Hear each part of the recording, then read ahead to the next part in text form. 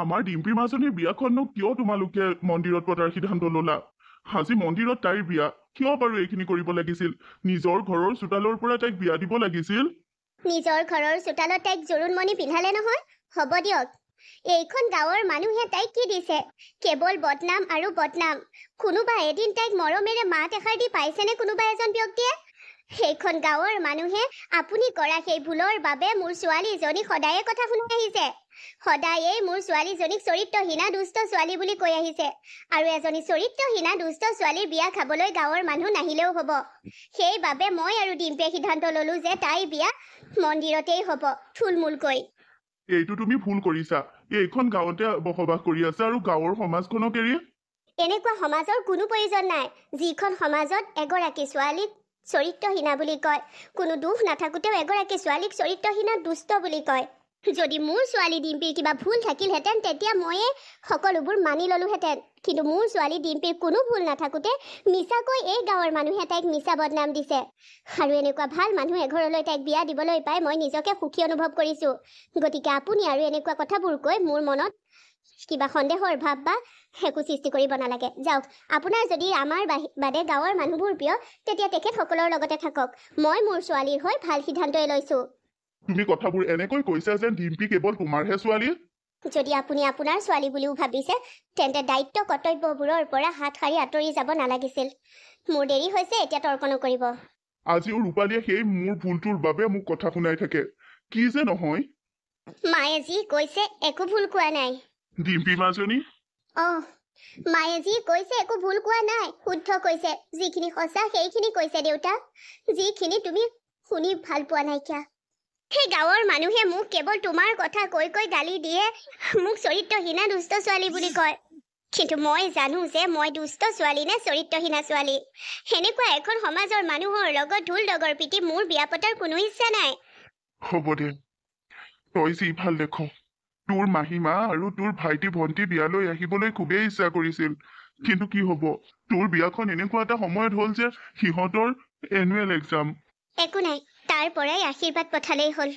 মাজনী, সেই তেতিয়াই মই তোক এৰি থৈ গলো সঁচা, কিন্তু তোৰ প্ৰতি মোৰ অন্তৰত মৰম নাই বুলি নাভাবিবি।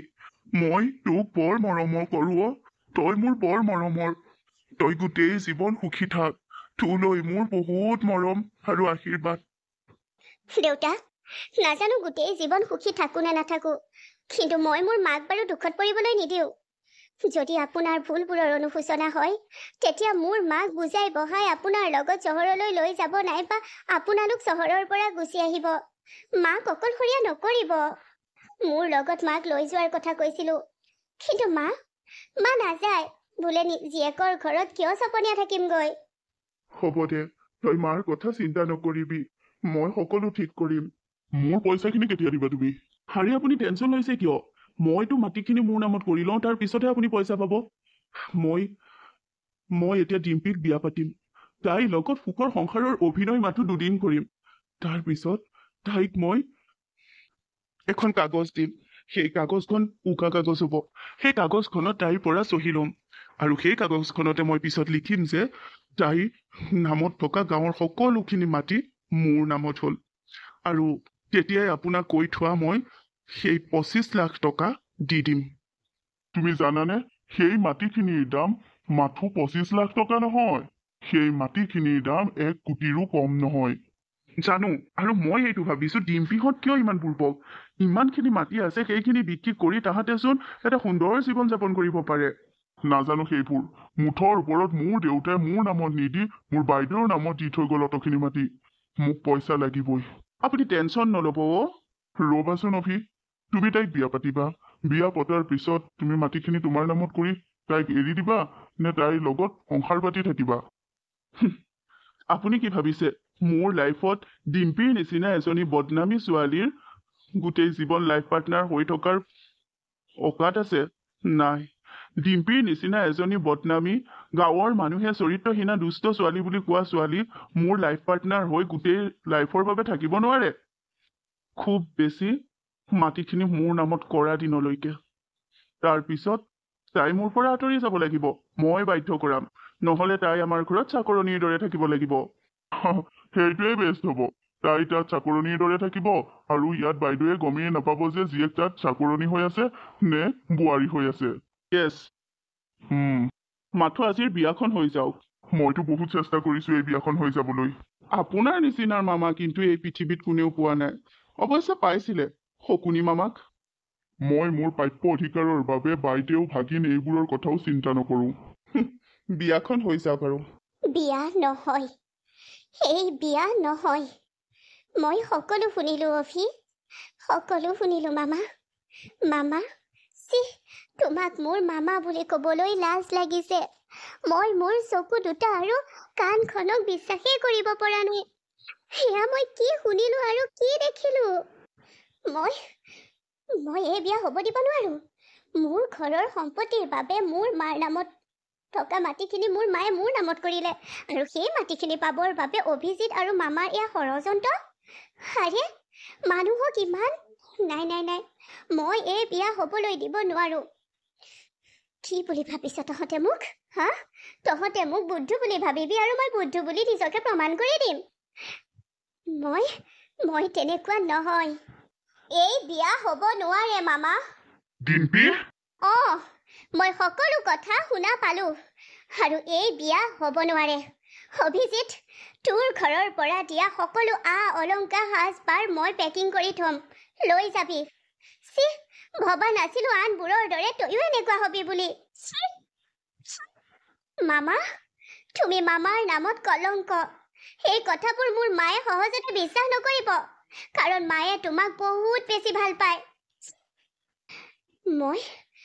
মই সকলোবোৰ শুনা পালো, আৰু তহঁতৰ সপোনবোৰ পূৰ হ'বলৈ মই নিদিওঁ।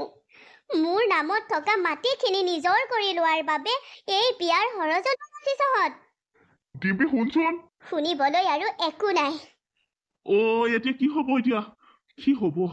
এনেই মুখৰ দম। এই ক'ৰ পৰা বিয়া ভাঙিব পাৰিব? এই বিয়া ভাঙিব নোৱাৰে, কাৰণ গোটেই গাঁৱৰ মানুহে তাইক বদনামী আৰু দুষ্ট চৰিত্ৰহীনা ছোৱালী বুলি কয়ে। এতিয়া যদি তাই এই বিয়াখন ভাঙে আৰু তাইক লেলে চেচে কৰিব গাঁৱৰ মানুহে। তাই এই বিয়া ভঙাটো ইমান সহজ নহয়। এয়া তাইৰ মুখৰ ফুটনি। জয়ন্তদা, যদি সঁচাকৈ তাই এই বিয়া ভাঙি দিয়ে? তুমিনো এনে তাইৰ প্ৰেম কৰিছিলা যে এই বিয়া ভাঙিলে তোমাৰ অন্তৰ ভাগিব? অন্তৰ নাভাগে, কিন্তু মোৰ সপোন ভাগিব। সেই মাটিখিনি লোৱাৰ সপোন, সেই মাটিখিনিত ফেক্টৰী খোলাৰ সপোন। সপোন ভাঙিলেও আৰু এতিয়া উপায় নাই। ডিম্পিয়ে এই বিয়া ভাঙিব নোৱাৰে। মোৰ বিশ্বাস, মোৰ বাইদেৱে বুজাই এই বিয়া ভঙাত ডিম্পিক বাধা দিব। ঠিকেই কৈছে আপুনি। আপোনাৰ বাইদেউ, ডিম্পিৰ মাক, তেখেতক ব্লেকমেইল কৰিলেই আমি জিকি যাম। এতিয়া চাওঁচোন ডিম্পিৰ এই দম্ভালি কিমান সময়লৈ থাকে। মোৰ ভাইটো এনেকুৱাহে হ'ল। মা, তই কণা কটাবোৰ কিয় কৰিছ? যি হ'বলগীয়া আছিল হ'ল। আমি এইবোৰক লৈ কণা কটা কৰি লাভ নাই। ভগৱানক ধন্যবাদ জনা যে সকলোবোৰ সময় থাকোঁতেই মই ধৰা পেলাব পাৰিলো। কিন্তু মাজনী, এতিয়া গাঁওখনত তোৰ আৰু বদনাম ওলাব। গাঁৱৰ মানুহে তই শুদ্ধত আছ নে কোন শুদ্ধত আছে সেইটো বিবেচনা নকৰে। গাঁৱৰ মানুহে আকৌ তোক সেইটো দিব। এতিয়া ক'ব বিয়া ভগা ছোৱালী। চিন্তা নকৰিবি মা। তই মোৰ লগত থাকিলে মোক গাঁৱৰ মানুহে হাজাৰ বদনাম উলিয়ায়ো একো কৰিব নোৱাৰে। তোৰ সাহস, তোৰ প্ৰেৰণা, আৰু তই মোৰ লগত থাক। মোৰ একো নহয় মা, একো নহয়। মই সদায় তোৰ লগত আছো মাজনী, সদায় আছো। কিন্তু মোৰ ভাইটোৱে মোৰ লগত এনেকুৱা কৰিব নালাগিছিল। তাক কিমান মৰম কৰিছিলো।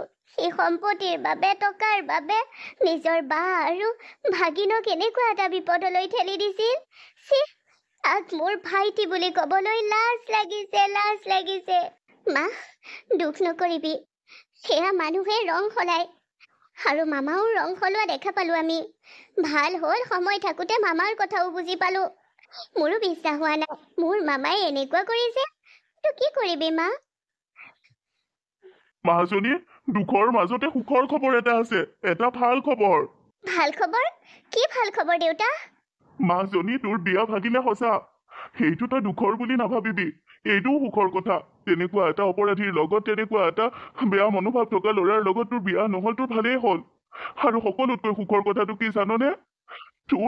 তোৰ এপইণ্টমেণ্ট লেটাৰ আহিছে এতিয়াই ডাকুৱালজনে দি থৈ গ'ল মাজনী তই চাকৰি পাইছ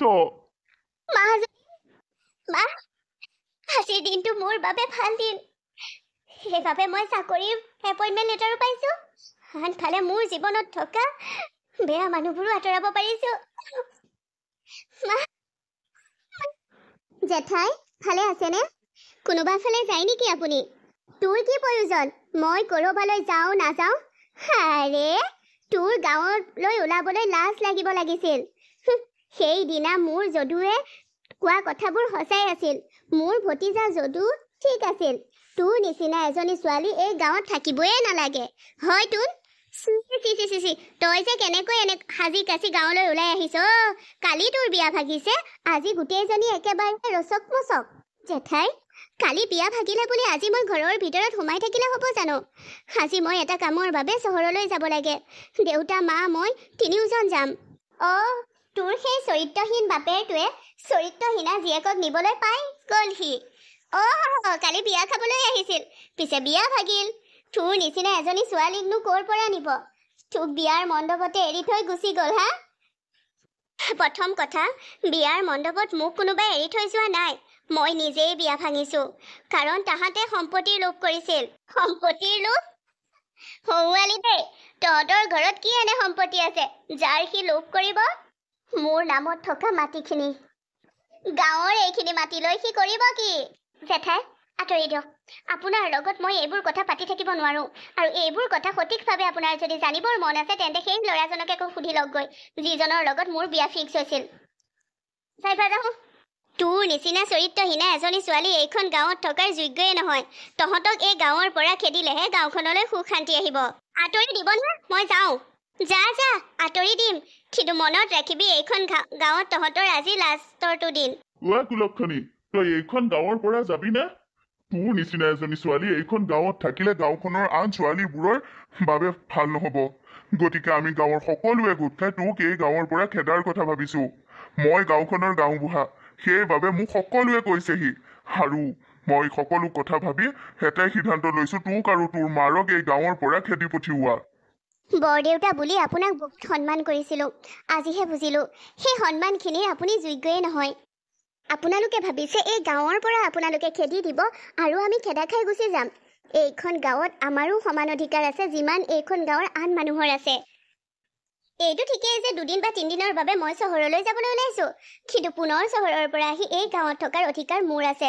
ময়ো চাম আপোনালোকৰ নিচিনা গাঁৱৰ সকলো বীৰ পুৰুষ গোট খাই মোক গাঁৱৰ পৰা মোৰ মাক গাঁৱৰ পৰা কেনেকৈ খেদি পঠিয়ায় এইখন গাঁৱৰ আমাৰ মাটি আছে আমাৰ নিজস্ব ঘৰ আছে গতিকে এইখন গাঁৱৰ মাটি আৰু ঘৰৰ পৰা আমাক কোনেও আঁতৰ কৰিব নোৱাৰে তই কি ভাবিছ তোৰ নিচিনা চৰিত্ৰহীনা ছোৱালী এজনী এইখন গাঁৱত ৰাখিম এজনী দুষ্ট ছোৱালী এইখন গাঁৱত ৰাখিলে গাঁওখনৰ আন ছোৱালীবোৰ নৱপ্ৰজন্মৰ বাবে ভাল নহ'ব আৰু সেয়া আমি হ'বলৈ নিদিওঁ আমাৰো নাতি নাতিনী থাকিব মোৰ বাবে গোটেই গাঁওখনৰ পৰিৱেশ বিনষ্ট হৈছে মোৰ বাবে গোটেই গাঁওখনৰ ল'ৰা ছোৱালীবোৰ বেয়া পথলৈ যাব আৰে মই ইমানেই বেয়া যে মোৰ বাবে গোটেই গাঁওখনেই ধ্বংস হ'ব তেতিয়াহ'লে ঠিক আছে মই চহৰত চাকৰি পাইছো মইতো এতিয়া গাঁৱলৈ বহুদিনৰ মূৰত আহি এনিশা বা দুনিশা থাকিম গুচি যাম ময়োতো চাম এই গাঁৱত কেনেকৈ উন্নতি হয় সেই গাঁৱত মই নথকাত কি হয় যিবোৰ মই থকাত হ'ব পৰা নাছিল তই চাকৰি পালি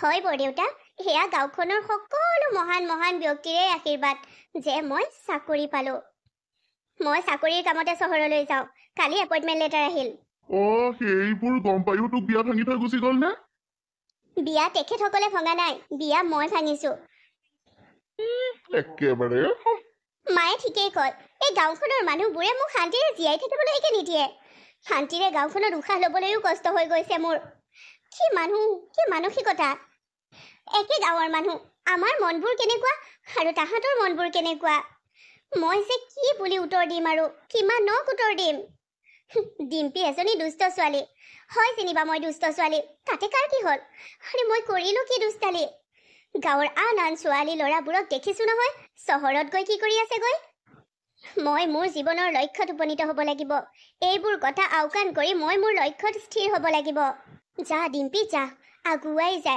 তোৰ জীৱন আগুৱাই যাব বিচাৰিছে তই আগুৱাই যা